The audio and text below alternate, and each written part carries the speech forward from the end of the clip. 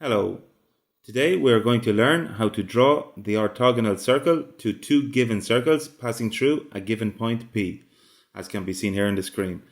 So the power of the center point O3 of the circle we are looking to draw must be the same with respect to both circles. The tangent lines, colored in red, have to be the same length. And this new circle satisfies two conditions. The first condition is its center point O3 has to be located on the radial axis of the two given circles as shown here with the red line E. And the second condition is that the center point O3 has to be located on the tangent line at P, which forms a 90-degree angle with the first circle O1. Now that we have explained the definition behind the new orthogonal circle, let's learn how to draw it. So the first step is to join the center point O1 to the given point P. The next step is to draw a perpendicular line to the radius OP, which is also its tangent line, which we will call T, as can be seen here, which we will elongate.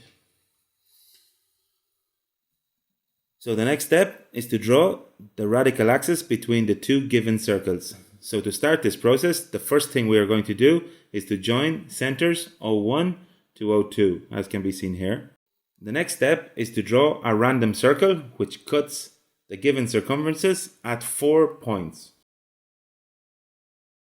which we will call 1, 2, 3, and 4, as can be seen. And the next step is to draw a line passing through points 1 and 2. And now another line going through points 3 and 4, cutting the previously drawn line at a new point which we will call Q, as you can see here with the red dot. So the next step is to draw a perpendicular line to the line segment O1, O2, passing through point Q, which is the radical axis E that we want to draw.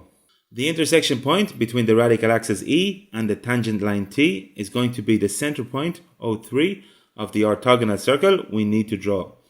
The first step is to draw the orthogonal circle in a thicker line. So centering the compass at O and with a radius OP, we draw the new orthogonal circle.